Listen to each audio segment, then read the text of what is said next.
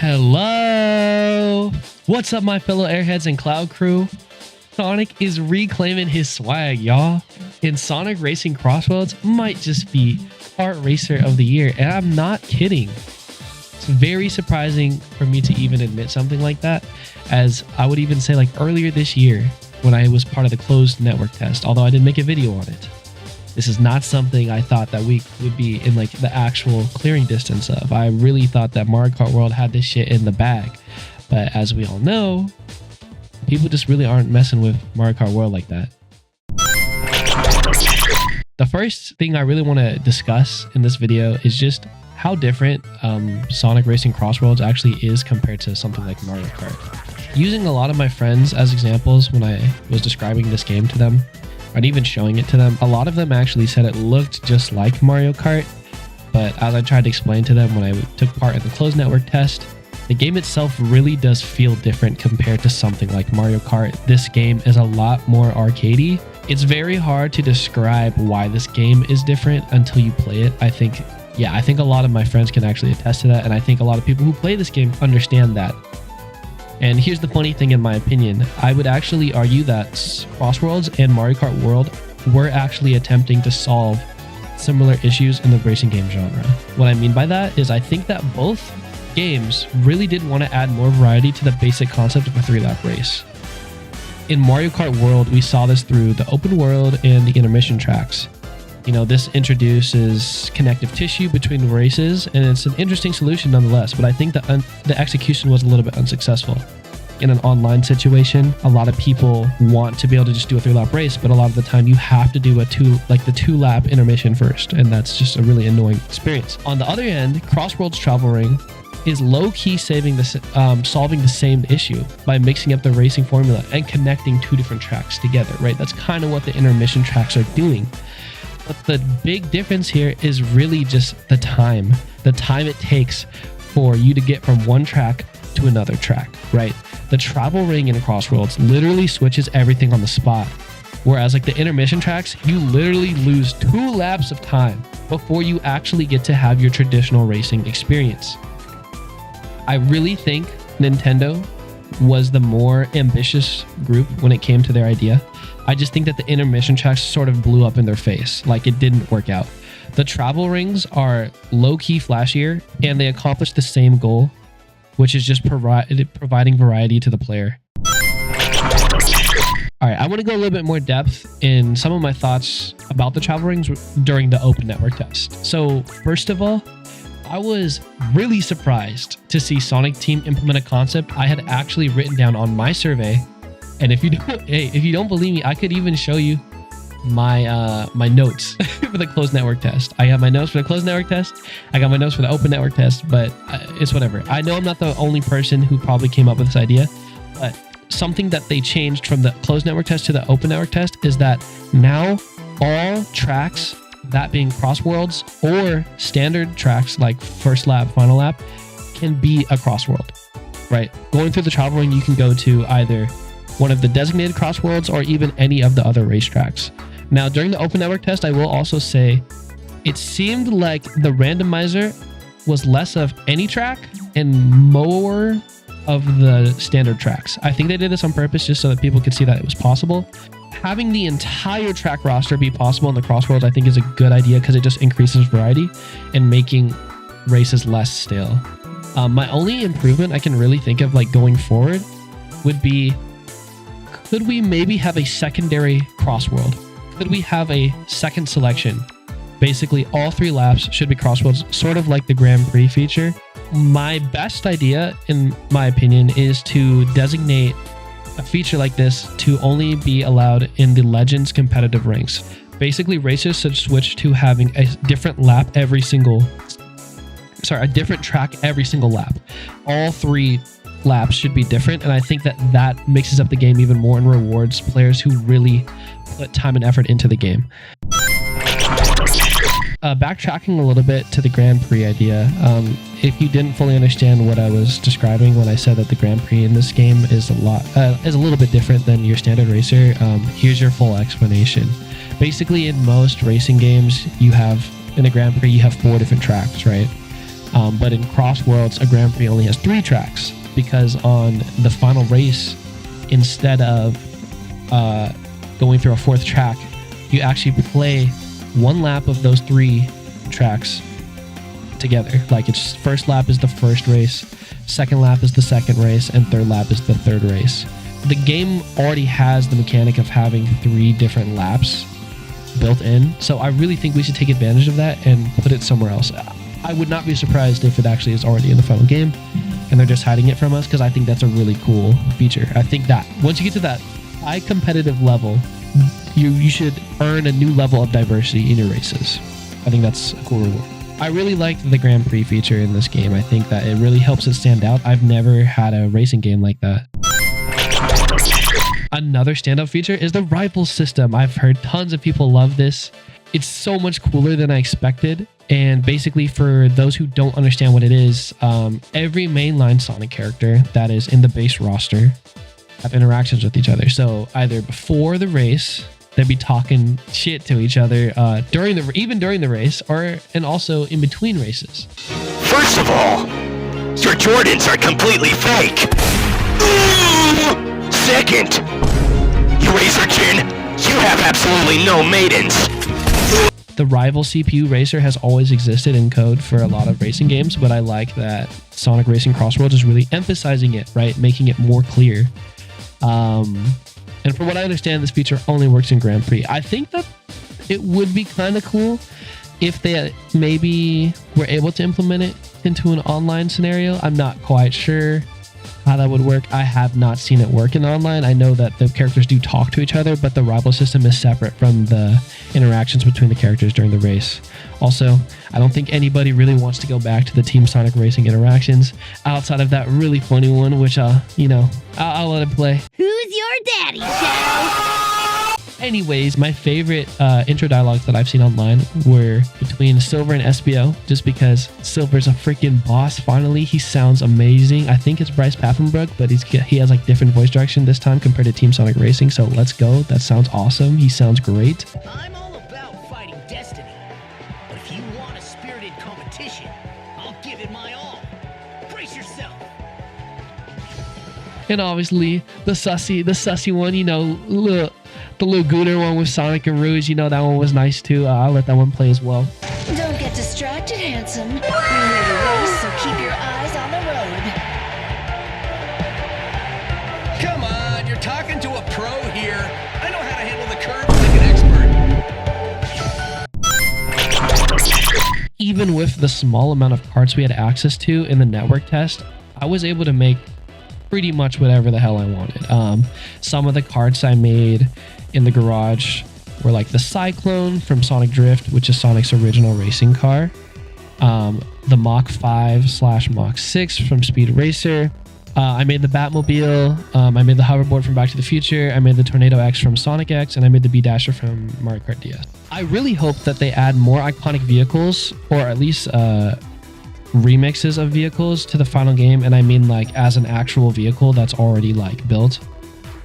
Certain vehicles I really think that just need to be in the game. For instance, I think there should literally be, I know it sounds crazy, but like there should really just be a car that looks like the Tornado.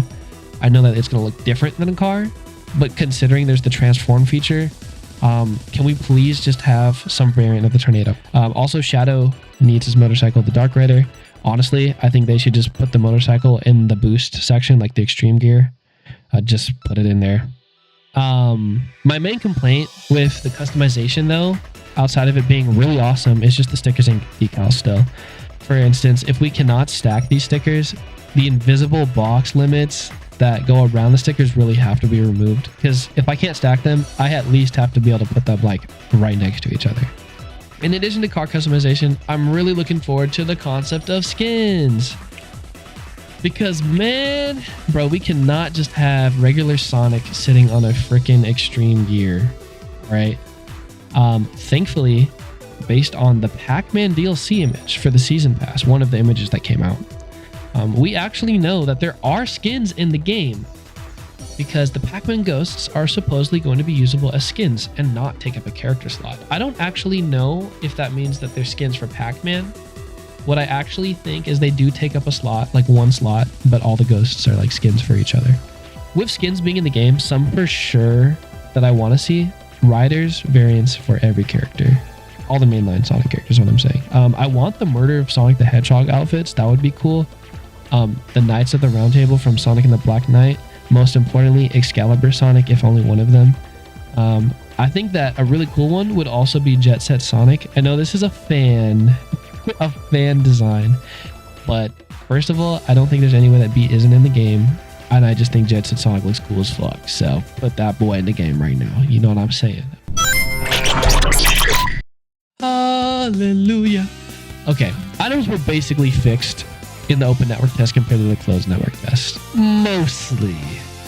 Let's just say the sheer abundance of items has thankfully been reduced. No longer am I guaranteed to get completely Mario Karted, which isn't a great feeling. And they're like, people would just be flinging everything is what I'm saying. What also helps is just the fact that the percentage of the time that you're getting some of those destructive items is a lot lower, and that's great. Let's address the elephants, or should I say elephants? Some of these items still really need to be nerfed. The monster truck, the saw blade, and the drill.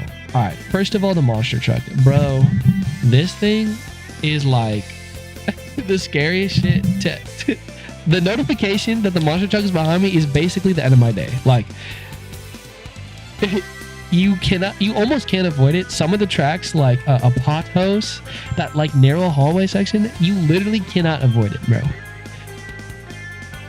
It kind of has to have a shorter duration or something. And I know the duration does vary depending on like what position you're in. That's always going to be the case, but it really does need to be nerfed a bit in that regard. The saw blade was way worse than closed network test, but still, I think it just takes away a little too much speed. Like your momentum just dies. And finally, the drill. I actually don't think the drill is completely overpowered. I think that the drill is glitched. I don't understand how long the drill lasts sometimes. I've had a couple games where I literally sat there and like it just, when I used the drill, I think it just kept going for like maybe 30 seconds. That's a little crazy, bro. Like, I know I was trying to catch up, and I don't know if I'm gonna be able to find the footage for this, but I'm being so serious when I say the drill, I think, is just a glitched item. I don't think it's supposed to last that long, and it really shouldn't. It should just be like a bullet bill, like in Mario Kart, which that's what it is. It just, sometimes it lasts too long. Finally, I think that one of the other major changes that has to happen for items really is just the item placement towards the end of laps.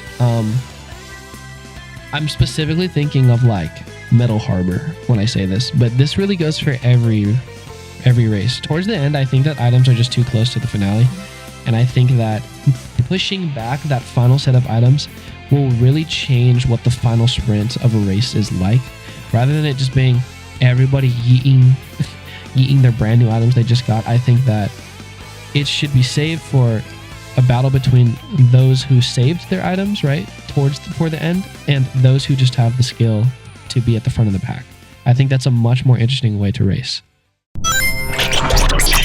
You just got a letter, wonder who it's from. Okay, if the travel rings are this game's ace, the gadget system is the secret sauce. The gadgets bring so much variety and balancing to the gameplay. You can basically adjust your playstyle however you want. My favorite aspect of this is how you can basically now pick any character you want in whatever car you like, and you just use the gadgets to counteract negative effects or enhance positive ones, right?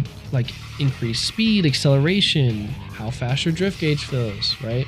There are limitations, of course, but that doesn't take away from the variety the gadget system itself brings.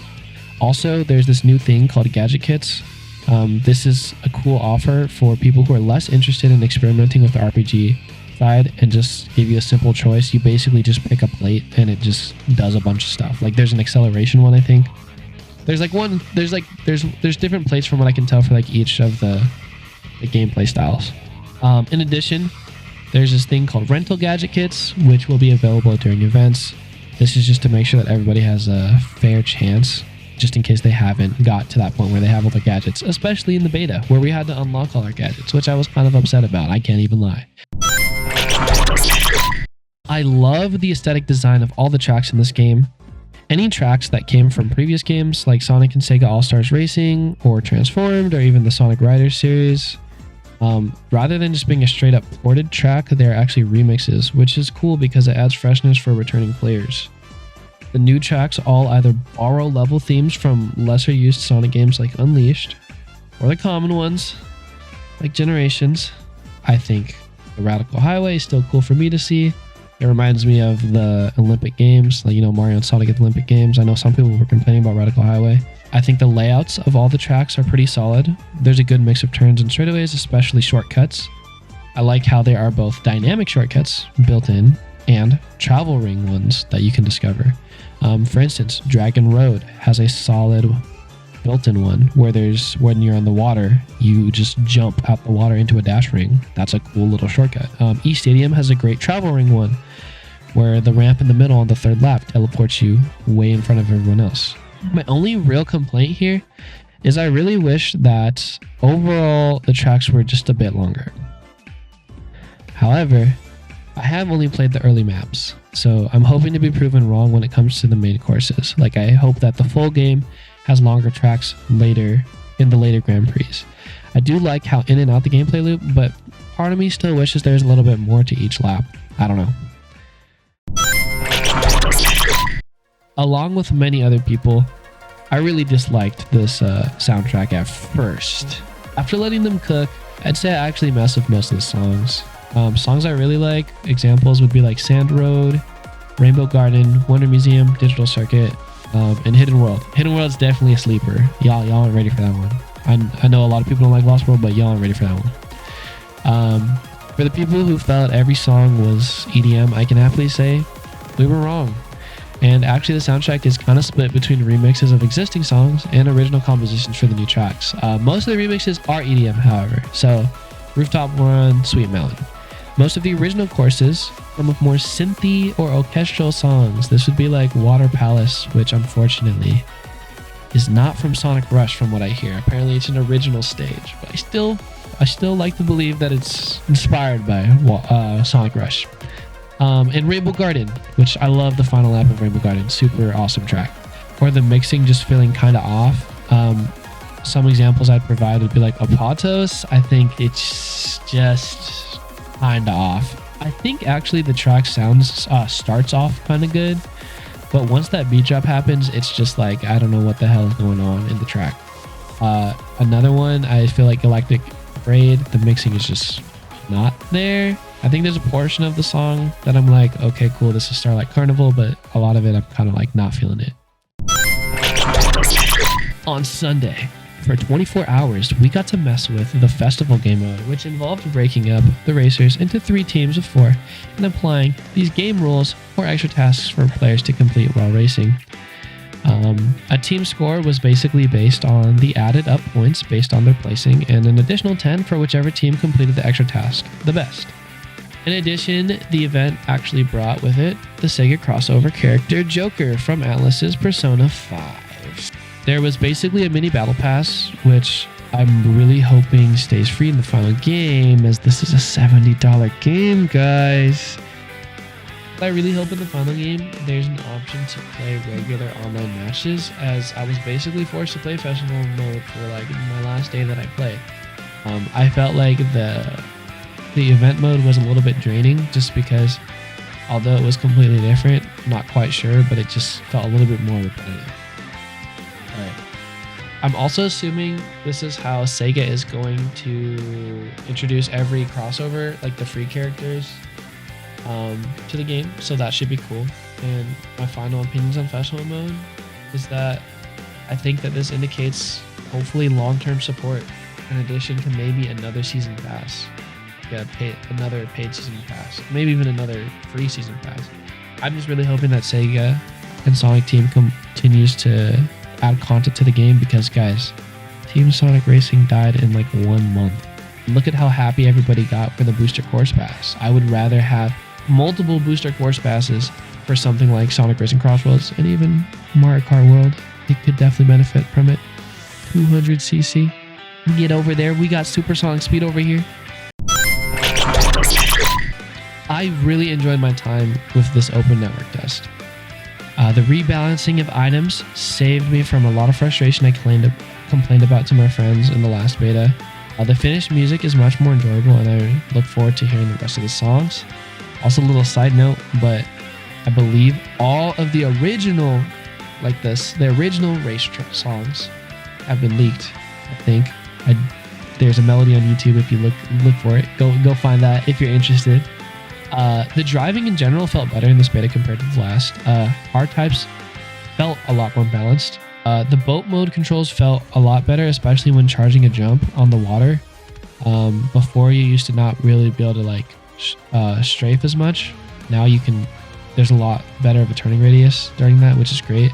The only mode I still don't fully understand is the flight mode. Coming from someone who absolutely loves Transformed, it's been like my favorite racing game for many years. I just think the flying in this game is inferior. However, the overall gameplay of the two games low-key follow different philosophies, so I don't think that Transformed flying would even help this game in the first place. I just dislike the lack of drifting in the air.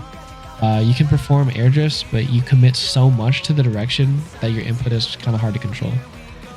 Throughout the beta, I think I slowly realized that this was done on purpose so that we can't spam the boost, and instead we have to rely on our flight path. The flight mode is something I'm just going to have to get used to, I suppose. This time, I also got to play with my friends. That was really dope. That also brings me to another complaint. The servers need to be stronger, guys. The full release is right around the corner, and I can't even count the amount of times that me and my friends got disconnected. Also, if you guys cannot fix the servers by launch, you have to give us the ability to leave a match without penalty, or at least allow friends to connect to the party while others are still in a race. That's my opinion on that. All right. Overall, I would say this game is really creating its own identity outside of something like Mario Kart, and I think it somehow has surpassed the current Mario Kart in certain ways. This is a really big deal, and I can't wait to find out if my Sonic, my GOAT, has beaten the plumber at something for once, and for it to be Mario Kart of all things is just crazy. Also, if you really can't tell, I'm clearly a Sonic fan, and thus I have some bias here going into this discussion. But I also want to make it clear, I do love Mario Kart, specifically 8 Deluxe. Seeing Sonic surpass Mario Kart World is less of a vendetta I have towards Mario and more of a shock and celebration that Sonic is climbing out of that hole he's been stuck in for so long. I feel like I've grown up, in particular, just with Sonic spinning in the straight depths of hell, and he's climbing out.